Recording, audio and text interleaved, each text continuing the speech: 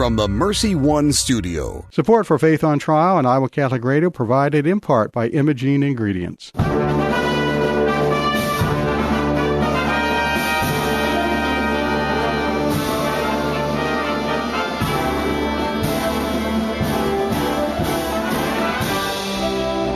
Our freedom of conscience and religion is being challenged by laws and regulations imposed by secular society. It's time to hear from the top Christian litigators in the nation who have come forward to tell us the truth and help us defend our faith. Hear ye, hear ye. All rise. Faith on Trial with Defender of the Faith, Deacon Mike Manno, is in session. And good Thursday morning from the Mercy One studio in West Des Moines. I'm Deacon Mike Manno here in the studio with Gina and Noll. Good morning, Gina. How are you? Deacon Mike, I'm doing well today. How are you? Fine. Out in our parking lot. First of all, winter's back. We have two geese. Yes. Standing on the top of a car right out in front of our door. I know. I saw that, and I'm really hoping that they don't choose to use my car when they're done with the car they're on now. Well, we'll see if they're there when we leave. Maybe they'll chase us out of the parking lot. Either that or chase us back into the building. Yeah, geese can be kind of aggressive. Yeah. We used to have them in our backyard when I was a kid. We grew up on a pond, and they kept the dogs away. Yeah. They were pretty mean. Well, I've only seen them, walking across the street, and all the traffic stops where they go across the street. Nobody wants to hit a goose. I've never seen one this close. No, and he didn't even seem to bother when I pulled up right next to him. So. No, well, I was standing out in our lobby, and I was going over the materials for today, and I heard all this racket out there. So I opened the door and went out, and these geese flew up and got on two cars right in front of the door. Wow. They are big. Yeah, they are big, and they are domesticated in a lot of ways. Yeah, I think so. We haven't really done ourselves a service by letting them I'm wondering how my everywhere. Cat would take to them. I don't know, but I'll know. She sits in the window watching the birds at the feeder.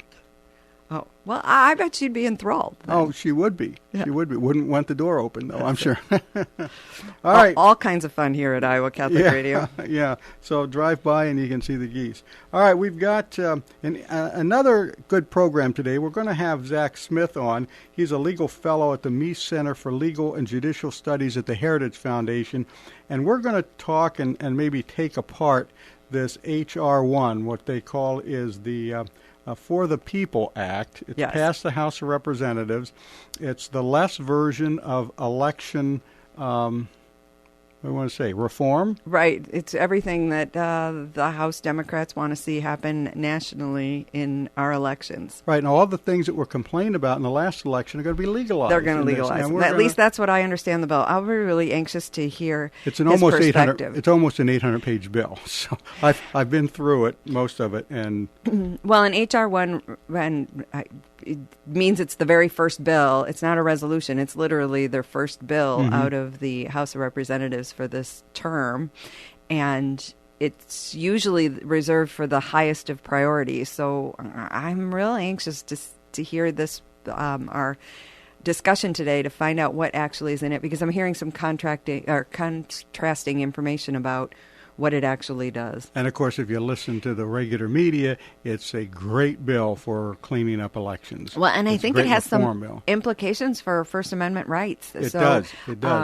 People of faith should pay attention and know what's heading down the pike. Yeah, and, there are so many things that we talk about here that people say, well, isn't that a little political? Well, a lot of them are religious before they're political. And when we start talking about the ability from one Christian to speak to another Christian, that is not political. That is religious. We have rights to do that, and it is important for us to do so. I mean, you wouldn't think to gag St. Paul. Well, I think there are people that would have liked to. Right, and there are people right now that In fact, wasn't he stoned they couldn't quiet him, so they stoned him? Yeah, but he was taken back to Rome to be executed because he was a Roman citizen. Wow. When he appeared in front of one of the governors, he said that. I'm a Roman citizen. You don't have this jurisdiction. You can't do this. So they packed him up, sent him to Rome, and then executed him there. So, wow. Yeah. So that wasn't a good defense, I guess. If he lived today, they would do everything they could. I haven't heard about stoning anyone, but they definitely would try to quiet him. Well, and that's it. And we want to make sure that we keep all of our rights. And one of the things, and we'll talk to Zack about this, but one of the things that's happening in Congress right now is a lot of these bills that are real controversial are being passed without going through the normal process. They're not going through a committee. They're not going through committee markups. They're not accepting certain amendments to them. And no public discourse. There's no hearings to get the input of the citizens of this country, which is, I thought, the reason we had this type of government. Well, that's the reason why we have this radio program. Yeah, anyway, we'll keep going. Help people understand they still have a voice. They still have a voice. They need to use it. And that Christian voice has to be heard. Right. It has to be heard. All right. Do you have a prayer to open us up with? I do. A prayer for peace. In the name of the Father, and the Son, and the Holy Spirit, amen. God of peace, bring your peace to our violent world. Peace in the hearts of all men and women, and peace among the nations of this earth. Turn to your way of love those whose hearts and minds are consumed with hatred, and strengthen us in hope. Give us the wisdom and courage to work tirelessly for a world where true peace and love reign among nations and in the hearts of all. Amen. Amen. Thank you very much, Gina. And Gina and I will be back in just a couple minutes after these messages. You're listening to Faith on Trial on Iowa Catholic Radio. Support for Iowa Catholic Radio and John Leonetti in the Morning is provided by Blessman International.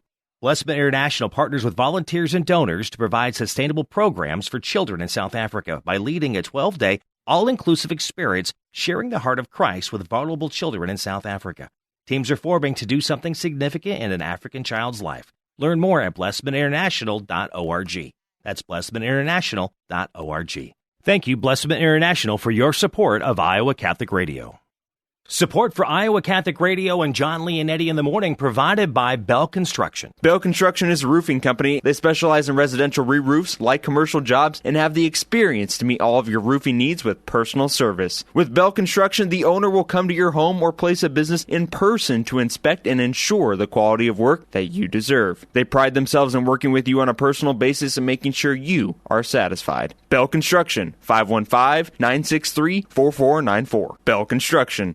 Support for Iowa Catholic Radio and Dowling Catholic Sports is provided in part by Ashworth Vision Clinic. With 2 licensed optometrists, Barbara Sheets, a Dowling graduate, and Dr. Craig Harper, the Ashworth Vision Clinic team provides complete eye exams, contact lenses, glasses, glaucoma testing, and pre- and post-operative care. Ashworth Vision Clinic is located at 60th and Ashworth in West Des Moines. 515-440-4610 or online, ashworthvision.com. Support for Iowa Catholic Radio and Catholic Women Now provided in part by Marr Security, providing security solutions for homes and businesses since 1953. Marr Security is a Catholic-owned family business supplying security systems, access control systems, video surveillance, fire alarm systems, and video doorbells. All alarm systems are monitored out of their monitoring center located in the state of Iowa. Marr Security, 515-244-5660, permarsecurity.com. Thank you, Dental Associates, for underwriting Dowling Catholic Sports 365. With over 40 years' experience, Dental Associates is a group dental practice with the mission of promoting optimum health and well-being to all patients, providing preventative, restorative, and cosmetic dentistry for the entire family. Message underwritten by Dr. Kenton Gleichman, Dr. Steve Karbaka, and Dr. Ben Nagel. Dental Associates, addressing your smile, needs, and dreams. Online at DesMoines-DentalAssociates.com.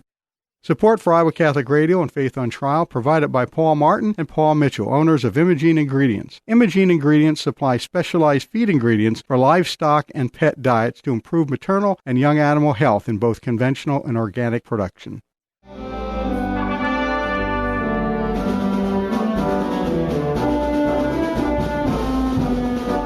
And you're listening to Faith on Trial on Iowa Catholic Radio. I'm Deacon Mike Manno. I'm here in the studio with Gina Noll, and we have online with us Zack Smith, who is a legal fellow with the Meese Center for Legal and Judicial Studies at the Heritage Foundation. Zack, how are you this morning? I'm doing okay. Thank you so much for having me on. Oh, certainly. We appreciate your time and everything and your expertise. I want to talk about something with you that has been highly controversial, and it has a larger effect than maybe most people think about, and that's this HR1. It's called the For the People Act of 2021. So you're the expert here on this, so we'll turn the first question over asking you what is For the People Act about and how is it going to affect people who are trying to vote, people who have messages that they want to get out, Christian organizations, conservative organizations, liberal organizations, whatever. Sure. No, thank you so much for the question. Unfortunately, I would argue that the For the People Act is really anything but for the people. It's related to a host of election reforms that the democratically controlled House of Representatives recently passed. HR1 is headed over to the Senate right now. And, we heard a lot of talk about election integrity, election-related issues in the lead-up to the 2020 election, and then obviously afterwards as well. And so, I and my colleagues at the Heritage Foundation, we've been talking about some smart election reforms that states can implement. Things like requiring voter ID, requiring states to maintain accurate and up-to-date voter registration rolls, and things like that. Unfortunately, the For the People Act, HR1, does not encourage any of those things, and in fact prohibits them. It takes a whole host of actions. It would prohibit states from requiring photo ID. It would prohibit states from checking their voter rolls against certain federal and state databases. It would require states to automatically register a large number of people, including potentially non-citizens and other ineligible voters. It would require states to allow voters to use essentially no-excuse absentee ballots to vote, and then prohibit those states from requiring things like affidavits or certain signature matching requirements. And then it would also do a whole host of other things that would really transform the way elections are run in this country, transfer that power from the state governments over to the federal government. And then, as you were saying as well, it also raises important First Amendment concerns with some of the new rules and regulations it would impose on different organizations, some of the new authority it would give to different federal agencies like the Federal Election Commission, like the Internal Revenue Service. And so all in all, it's a massive bill. It's a very troubling bill in a lot of ways.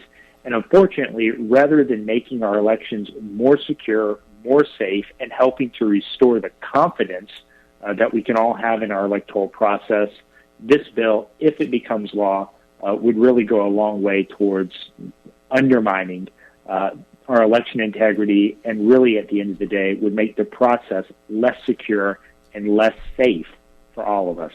Now, of course, that's not what we hear in the mainstream media. We hear this is a great election reform bill. It's going to put integrity back into the electoral process. And so we're getting a different story now than is being projected in the mainstream media. So I want to go over a couple of things. But first of all, this bill, as my notes show, is a 791-page bill. Right. And lately, especially in the House of Representatives, these bills that are basically being pushed on a party line basis are going through the chambers without the normal process that accompanies most bills. In other words, there's not a committee hearing on the bill. There's not a place to amend the bill in committee. There's no markup session. It just is foisted out onto the House, and it's a up or down vote. Is that the way this one is going to? This one has already, unfortunately, been through that kind of abbreviated and expedited process. It has passed the House of Representatives and is over on its way to the U.S. Senate. And this kind of brings in a tangential issue. We've heard a lot of talk about the filibuster in recent weeks, whether, certain senators like Joe Manchin of West Virginia or Kirsten Sinema of Arizona, both Democratic senators, whether they will support abolishing the filibuster. And I think what you mentioned highlights one of the reasons why, in my view, the filibuster should not be eliminated. It allows the Senate to slow down the legislative process, to really dive into this almost 800-page bill, and hopefully to perform the function that the Senate was intended to perform, and that is basically to kind of slow down legislation, allow the senators to dive into the issues, more thoroughly consider the bill in front of them. And unfortunately, I think a lot of that would change if the filibuster is altered or abolished. Yeah, I think you're right. And we're kind of hoping that Manchin and Sinema do step forward and stand for the filibuster. Although I think Manchin may have misplayed his hand here a little bit. He's been a conservative Democrat all these years. He could have made a deal, I think, with the Republicans early on to get whatever he wanted if he would swing the balance of power in the Senate over to the Republican side, but he didn't do that for some reason. I don't know. Maybe he's not as much as an opportunist as a lot of politicians are. But let's take a look at some of the things that this thing will do. First of all, and this is, I guess, a good constitutional question for you, does Congress have the authority to pass this bill? Or maybe I should put it a different way. Obviously, they can pass anything they want. Is this bill constitutional? Is this bill constitutional? Because the Constitution very clearly sets the rules to be made by the state legislatures. Well, I guess the question I would have to ask, Mike, is which constitutionally problematic provision do you want to talk about? Because there are many. I say that kind of jokingly, but unfortunately, it really is true. One of the things, for instance, this bill would purport to require states to do is to automatically restore the voting rights of felons once they have left prison. Now, the problem with that, even if you think that's, good policy, is that Section 2 of the 14th Amendment explicitly gives that ability to regulate that specific process to the states. And so, Congress kind of requiring the states to take that action would certainly seem to fly in the face of the text of the Constitution. And then, there are a whole host of First Amendment issues that are raised by this bill as well. It's very rare that you would have folks like me from the Heritage Foundation and folks from the ACLU, the American Civil Liberties Union, agreeing on an issue. But both, us at Heritage and the ACLU have flagged a couple of provisions in the bill as being potentially problematic under the First Amendment. For instance, one of the things that this bill would purport to do is it would require the IRS to review the policies and practices of different organizations that are seeking nonprofit status, and would require the IRS to kind of dive into, their policy positions before deciding whether or not to grant those organizations nonprofit status, which is very troubling. And, we don't have to think back very far into the distant past to see how this provision could be abused. Just Lois if Lerner. you recall, Lois Lerner, the Tea Party Patriot scandal. Right. And that was when the IRS didn't have this explicit grant of authority. Right. And so, that's troubling and certainly open to great mischief. And affects our churches very directly. Absolutely. Certainly, religious liberty is a major issue right now. We've seen it with Catholic Charities, the case at the Supreme Court right now with the city of Philadelphia trying to exclude Catholic social services from providing adoption services because, Catholic social services obviously disagrees with the city's position on same-sex marriage, transgender issues, things like that. So religious liberty, freedom of speech, freedom of association, very, very important today. And unfortunately, this bill, instead of protecting those very important rights, would really undermine them in serious and fundamental ways. There are certain disclosure provisions in this bill that requires the disclosures of names of people who are contributing to certain organizations. Is that correct? Yeah, and again, this is it's another troubling provision. If you think back to the Civil Rights era, this was one of the tactics that was used against groups like the NAACP, right. Other groups that were fighting for voting equality for all Americans, basically. And so, this tactic has been tried before. The Supreme Court has struck it down, saying, anytime you require disclosure of this nature, an organization with potentially hundreds or thousands of members to disclose their voter rolls, there's certain, again, freedom of association, First Amendment implications that are raised. And so I would certainly think those same concerns, those same implications would be raised by this bill as well. I know we discussed the disclosure law in California back in January with John Birch from the ADF, who's involved in one of those cases, and it's great lawyer. Yeah, John's a fantastic lawyer. Yeah, ADF is, and we like following them. They have a lot of information and get involved in a lot of things that we'd like to support them in. But anyway, he was talking to us about the importance of confidentiality with disclosures. That when disclosures are forced, as they're trying to do in California, that the woke culture goes after a lot of these people and causes them to lose jobs, close businesses. And I think he used one of the petitions for what was it, same-sex marriage, opposing the same-sex, Proposition 8, I guess it was, how many of those people who signed the petition were discriminated against later or canceled, as we would call it now. Right.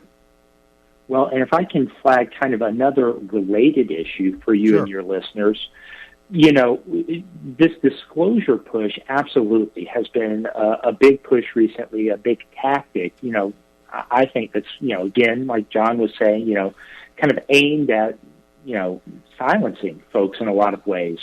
And so Senator Sheldon Whitehouse, a Democratic senator from Rhode Island, is leading several committees in Congress right now, including he plays an influential role in the Judiciary Committee.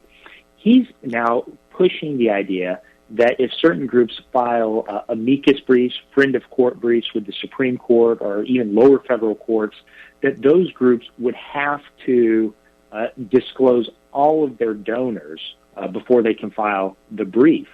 And so, again, if we want to talk about silencing folks, those groups are like, Catholic Social Services, like ADF, like, Heritage Foundation, other organizations would essentially be put to the choice of either weighing in on important legal issues, helping to vindicate important legal rights, or disclosing all of their thousands or even hundreds of thousands of donors who, like you were saying, could be opened up to harassment or abuse.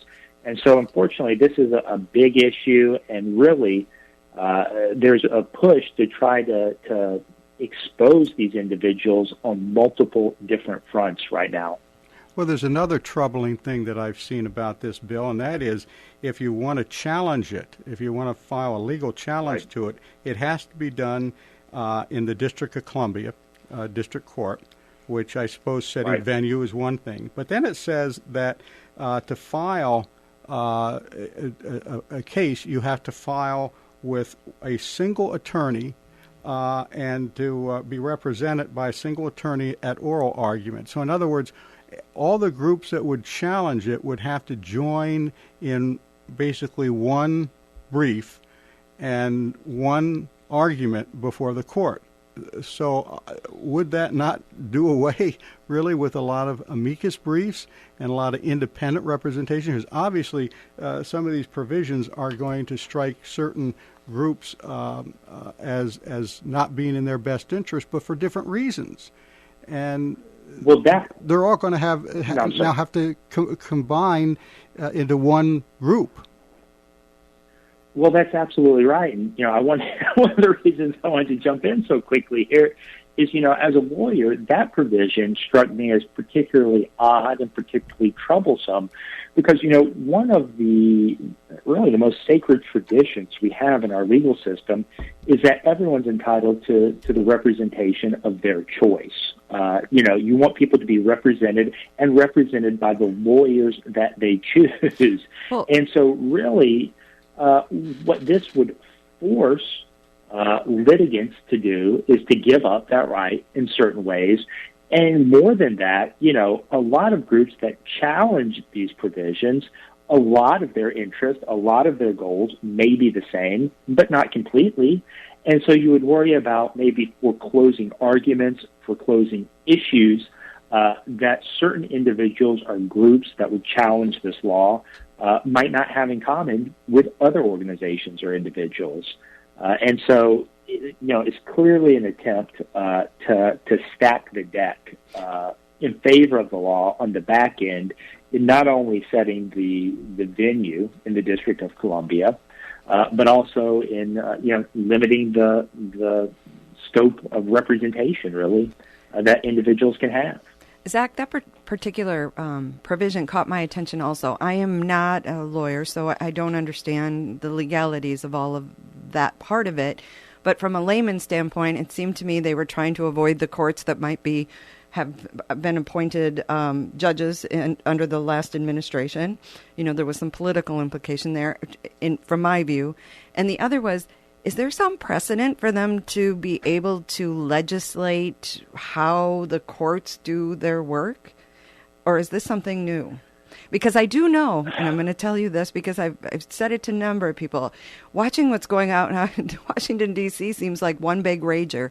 They are drunk on power and money, and they are out of control. So help rein that whole issue in for me. We're going to run Gina for Congress in the next election. No, I don't want any part of that swamp. That is nasty. Well, I'll tell you what, Gina, I think you framed the issue better than I've heard in a long time. Well, and unfortunately, you're absolutely correct. There's just so much coming out of the House of Representatives that I think is bad policy, but more importantly, that is legally problematic as well. That it's really like drinking out of a fire hose in a lot of ways and trying to keep up with everything right now. But to your question about whether Congress can do this, Congress certainly retains broad authority to establish the structure of the lower federal courts, to establish the scope of the cases that the lower federal courts can hear. But, this is an odd provision. It's really... Have you ever seen it before in legislation? I mean, do we have some kind of precedent for doing this? So in a lot of in the regulatory context, a provision of the EPA or a provision of the, Federal Nuclear Regulatory Commission is being challenged, sometimes Congress will require those to go through the D.C. District Court and the D.C. Circuit. Okay. But it's certainly not something this broad where it involves, not necessarily a matter of special expertise, but it's dealing with voting rights legislation, dealing with, core constitutional issues. It's something you don't typically see in these types of bills. And I think you hit the nail on the head. It certainly appears to be an attempt, Democratic lawmakers obviously think they will get be on more favorable ground in D.C. courts than they would in some other courts around the country. And so I think that's, my view is that's what this provision was intended to accomplish, to try to put this legislation, if it's challenged, in a district court where they think they will get the most favorable hearing, frankly. And before we go to break, there is a couple of provisions in here that I think are directed at President Trump or come from President Trump, which just tells me that he's in their heads. and they can't get rid of them. One is that candidates for president or vice president have to divest themselves of all financial interests. And the other one is that they have to provide their tax returns. Yeah, that's one I want to talk about when we come back from the break. Okay. I have some ideas there also. Okay, well, let's take our break right now then. Zach, you can get another cup of coffee while you're waiting, and we'll be right back with you in about 3 minutes. You're listening to Faith on Trial on Iowa Catholic Radio. Support for Iowa Catholic Radio and Dowling Catholic Sports is provided in part by Ashworth Vision Clinic. With 2 licensed optometrists, Barbara Sheets, a Dowling graduate, and Dr. Craig Harper, the Ashworth Vision Clinic team provides complete eye exams, contact lenses, glasses, glaucoma testing, and pre- and post-operative care. Ashworth Vision Clinic is located at 60th and Ashworth in West Des Moines. 515-440-4610 or online, ashworthvision.com. Support for Iowa Catholic Radio and Catholic Women Now provided in part by Marr Security, providing security solutions for homes and businesses since 1953. Marr Security is a Catholic-owned family business supplying security systems, access control systems, video surveillance, fire alarm systems, and video doorbells. All alarm systems are monitored out of their monitoring center located in the state of Iowa. Marr Security, 515-244-5660, permarsecurity.com. Thank you, Dental Associates, for underwriting Dowling Catholic Sports 365. With over 40 years' experience, Dental Associates is a group dental practice with the mission of promoting optimum health and well-being to all patients, providing preventative, restorative, and cosmetic dentistry for the entire family. Message underwritten by Dr. Kenton Gleichman, Dr. Steve Karbaka, and Dr. Ben Nagel. Dental Associates, addressing your smile, needs, and dreams. Online at DesMoines-DentalAssociates.com. Support for Iowa Catholic Radio and John Leonetti in the morning is provided by Five Sons Naturescapes. Five Sons Naturescapes is a Catholic veteran-owned family company providing premium outdoor landscaping, clean up and restore outdoor living space with retaining walls, privacy fencing, pergolas, paver sidewalks, and patios. Issues with soil settling and water around the foundation and yard? Five Sons Naturescapes can grade and install drainage tile to help. Five Sons Naturescapes online at fivesonsnaturescapes.com. Thank you, Skeffington's Formal Wear, for sponsoring Dowling Catholic High School football. In business since 1951, Skeffington's Formal Wear offers quality service, style, and selection, providing tuxedos, suits, and casual groom attire for weddings, proms, and any other special occasion. Skeffington's Formal Wear, with convenient locations in Des Moines, West Des Moines, Davenport, Coralville, and Ankeny. All locations are family-owned and operated by members in their respective communities, fitting you for life celebrations. Online at skeffingtons.com. Here's your forecast on Iowa Catholic Radio. Fair for now, but we will have some showers moving in by Saturday through Sunday. Mostly sunny and our afternoon high in the mid-50s. Overnight looks clear with mid-30s and then more clouds coming in tomorrow with mid to upper 50s. Scattered showers on Saturday, rain Sunday. The weather is brought to you by Divine Treasures, a Catholic book and gift store serving the Des Moines community for over 25 years. I'm meteorologist Steve Hamilton on Iowa Catholic Radio. All right, you're listening to Faith on Trial on Iowa Catholic Radio, and we are back with Zack Smith, who's a legal fellow at the Meese Center for Legal and Judicial Studies at the Heritage Foundation. I hope you got your second cup of coffee, Zack. I've got it, and I'm ready to go. Good, all right. There's these two questions or two provisions of the bill that I think indicate that they still have Donald Trump on their mind, was that candidates for president or vice president have to divest their financial interests. Apparently that means they can't put it in a blind trust like so many of them have done before, which was almost impossible for Trump because of his interest. And then the second provision was that presidential candidates have to provide their tax returns. I'm not sure that the Constitution allows that to happen. No, it's absolutely. So first of all, you're absolutely right that this seems clearly targeted at President Trump. And, we don't have to imagine it because the House of Representatives recently proposed another bill. It's called the No Glory for Hate Act. And it proposes to be, this abstract bill, but it does things like it would prohibit any twice impeached president from being buried in Arlington National Cemetery. prohibit any twice impeached president from receiving a staff or post-administration salary and a whole host of things. And so you don't have to look too far behind the veil to see kind of who they're targeting here. But no, I think you're absolutely right. This would raise constitutional concerns. For many, many years, presidents and presidential candidates have placed their assets in blind trust. There's a major issue when Mitt Romney was running for president back in 2012. And so, this just really folds in to the theme I think we've been talking about here, that this seems to be, politically motivated legislation that unfortunately a lot of consideration wasn't given to the legal or constitutional implications of a lot of these acts it purports to take. And you raise a good point, Zach, that so much of this legislation is so immediate, with no foresight into the future of how it could evolve into something that could be even more problematic in its face. I've been involved in campaigns and elections for longer than I can remember, and I can tell you every time they try to make a change to legislation, it comes back, in haste and out of anger. It really comes back to bite them in the butt. I mean, Citizens United is a perfect example. Unions were abusing contribution advantages for years, and the Republicans came back and got them with Citizens United, and the Democrats can't stand that.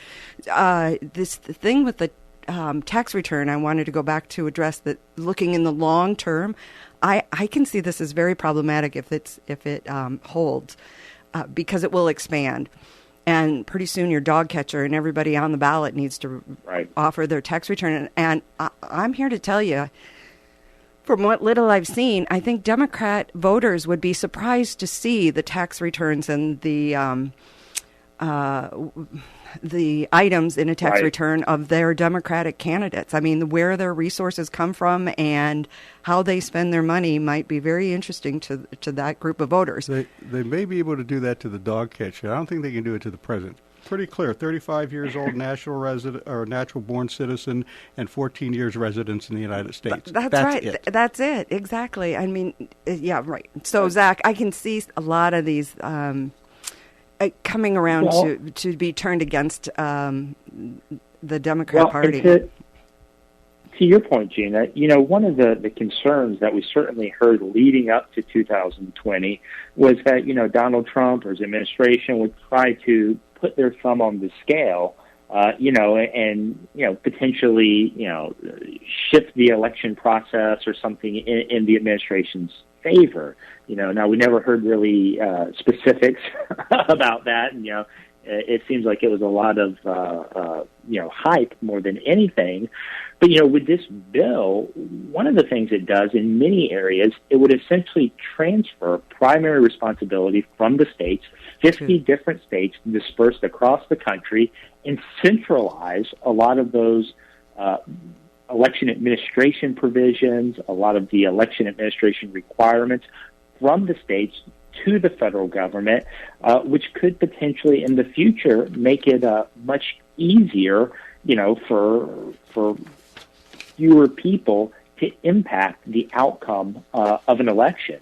And so I think it's bad policy, but also to your point, Mike, I think it flies in the face of the intent of the founding fathers, who made very clear provisions in the Constitution that it was the states, and specifically the state legislatures, that were supposed to have and should have primary authority for setting the rules and procedures governing election administration. Yeah. Well, and a lot like the pandemic, you see different states handling their public health differently, and it's a great experiment in what works and what doesn't, and it's catered to the needs of the citizens of those particular states. Is there any money in this bill then that would help the states to unify their election processes? Well, it certainly seems to have a lot of unfunded mandates, if you will. But look, obviously,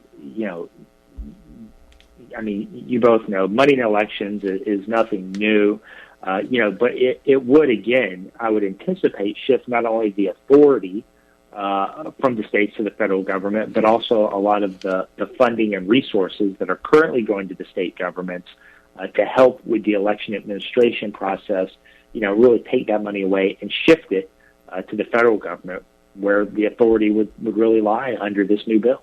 Let's take up a couple of specific issues that are raised in this bill. It bans state voter ID laws. Right. Well, I think that's a very dangerous provision for obvious reasons. Obvious in fact, to us. One of the, right. I mean, well, think about how many things you need photo ID to do just to function in everyday life. And this is a relatively easy, quick fix that states can implement, requiring photo ID in order to vote.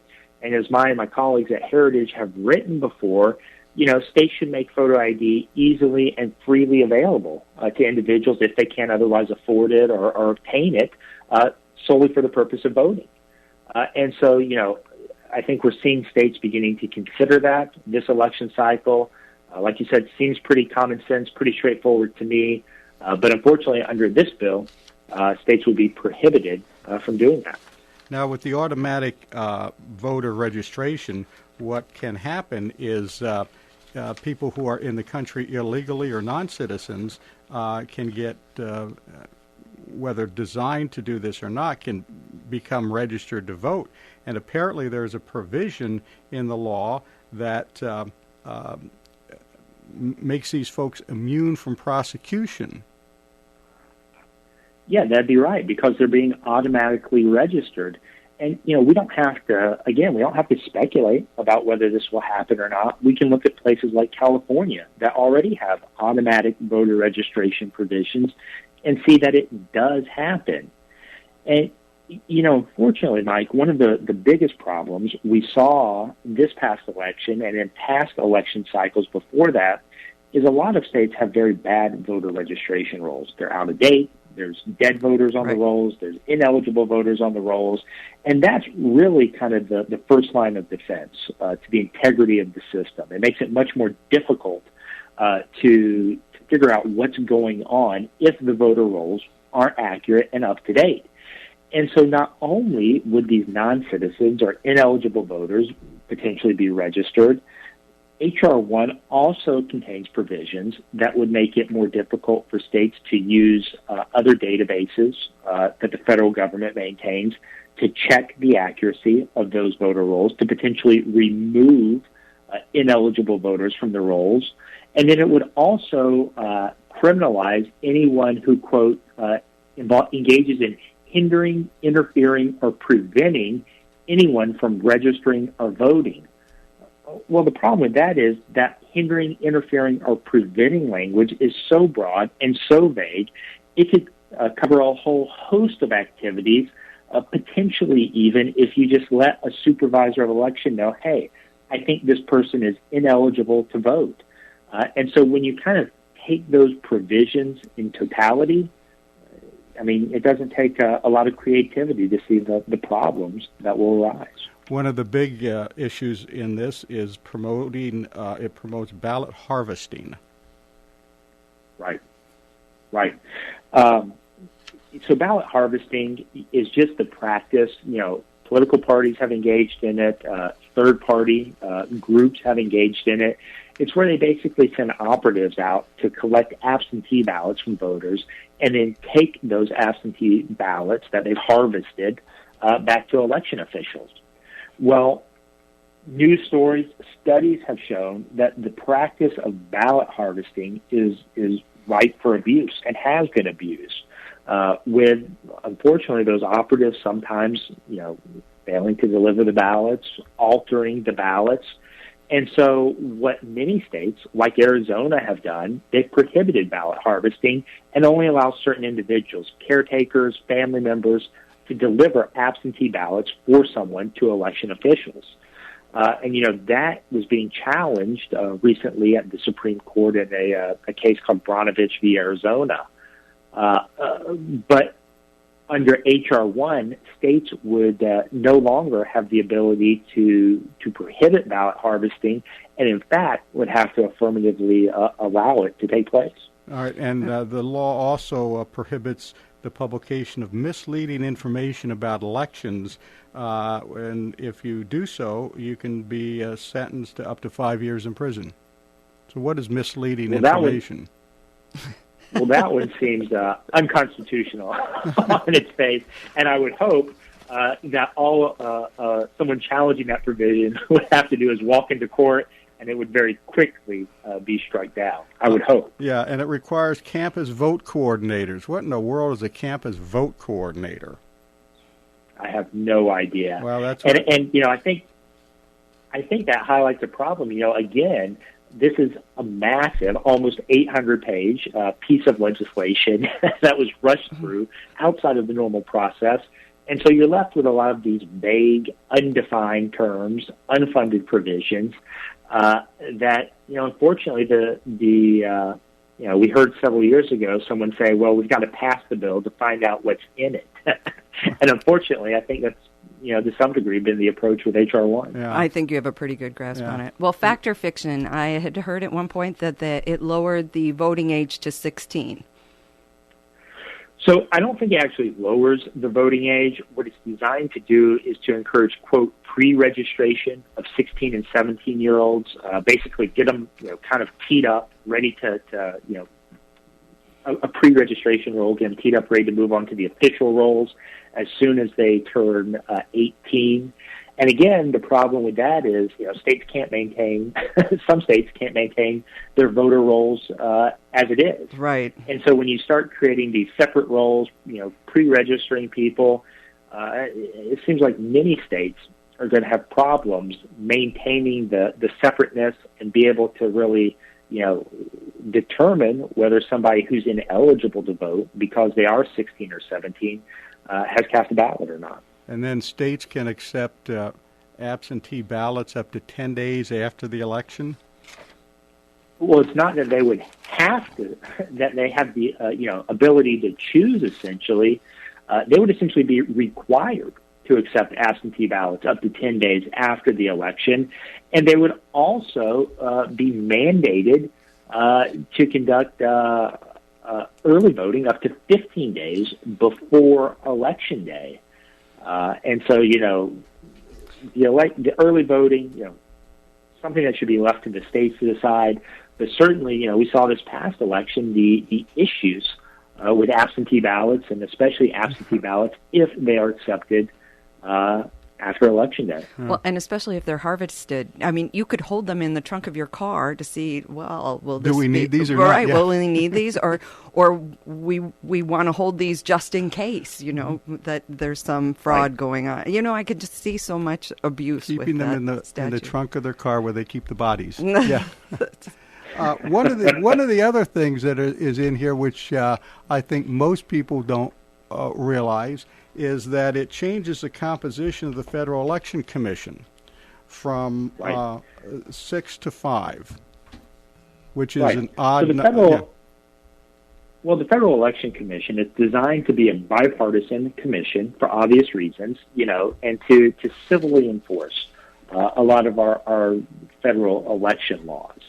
And the idea behind it being a bipartisan commission is obviously if actions are taken or fines are imposed on a candidate, you want it to be, you know, the violation to be so clear, so obvious, that it doesn't look like partisan payback. So what this bill would do, it would, like you said, Mike, lower the number of FEC commissioners to 5 and essentially give control over the FEC to the majority political party, which again would, you know, it's troubling because it would essentially transform what's supposed to function as a bipartisan commission into a partisan commission that, you know, anytime it takes enforcement action against someone of the opposite political party, you'd always have the concern that it's really just partisan payback. You know, we have so much stuff here, we could probably go on another hour or two with this, including curbside voting and statehood for D.C., which it's urging, and all sorts of other things. But unfortunately, we are out of time. And but we do want to thank you for joining us today. It was certainly very informative, and I hope our listeners have been able to pick something out of it that may change their opinion on what is now almost universally being hailed as a legitimate bill to clean up elections. Well, thank you so much for having me on. I would highly encourage everyone, contact your senators, make your views known that this is it's a piece of legislation that contains bad policy, many constitutionally problematic provisions, and I would urge your senators not to vote for it. Thank you very much for joining us today. Zack Smith, legal fellow at the Meese Center for Legal and Judicial Studies at the Heritage Foundation. This is Faith on Trial on Iowa Catholic Radio, and Gina and I will be back in just a few minutes. Support for Iowa Catholic Radio and Catholic Women Now provided in part by Marr Security, providing security solutions for homes and businesses since 1953. Marr Security is a Catholic-owned family business supplying security systems, access control systems, video surveillance, fire alarm systems, and video doorbells. All alarm systems are monitored out of their monitoring center located in the state of Iowa. Marr Security, 515-244-5660, permarsecurity.com.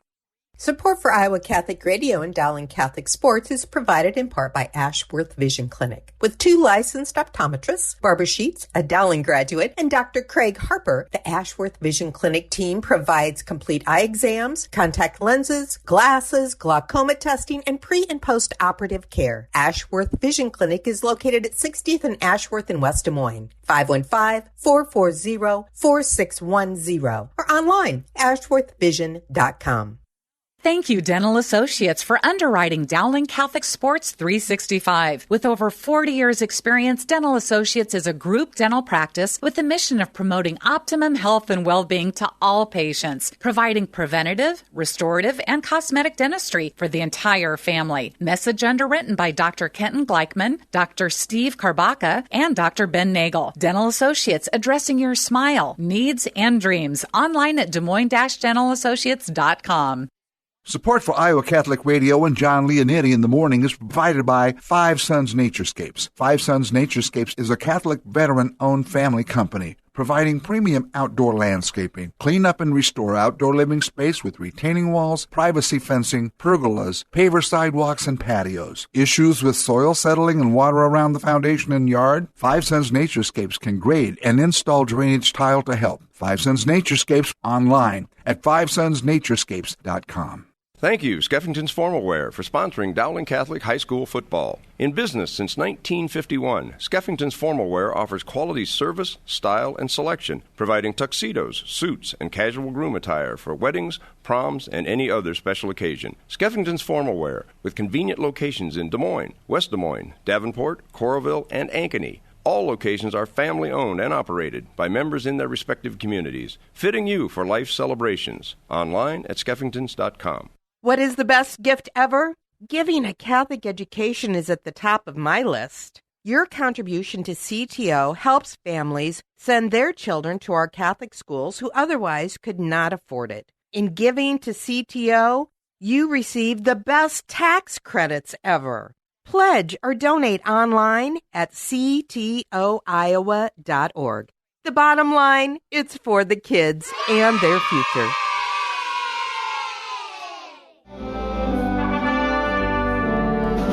And you're listening to Faith on Trial on Iowa Catholic Radio. Gina, what an eye-opener today. That HR1 is full of phooey, I think.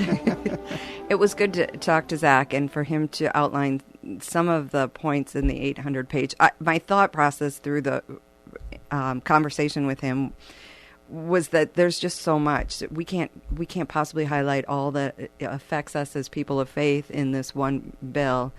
All 800 pages in a 1-hour show. I think we went through about half of the list that I had. I don't even know if we could tape another hour program on this and still not get through it all.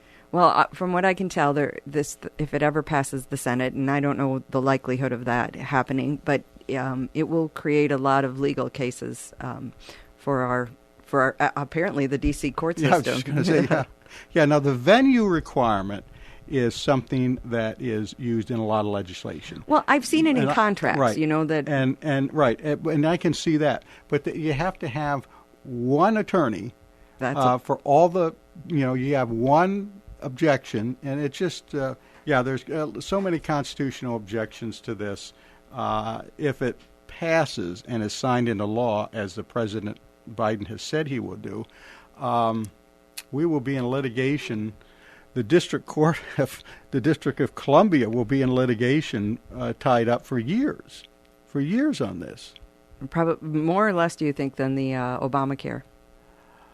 Probably more. Oh, geez. Probably more. Well, because it's very constitutional. Well, not only is it constitutional, but issues. In effect, the Republicans are going to see it as a Democratic power grab, and they're going to come after it with all they have. Got it. And it will go for quite a while.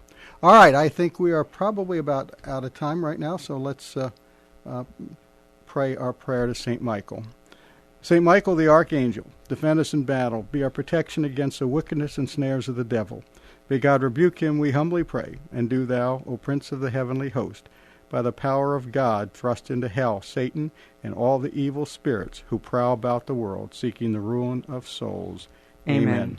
Well, that's it for Gina and myself this week. Thank you for listening. Join us again next week for another edition of Faith on Trial. Until then, have a blessed and peaceful week. Our freedom of conscience and religion is being challenged by laws and regulations imposed by secular society.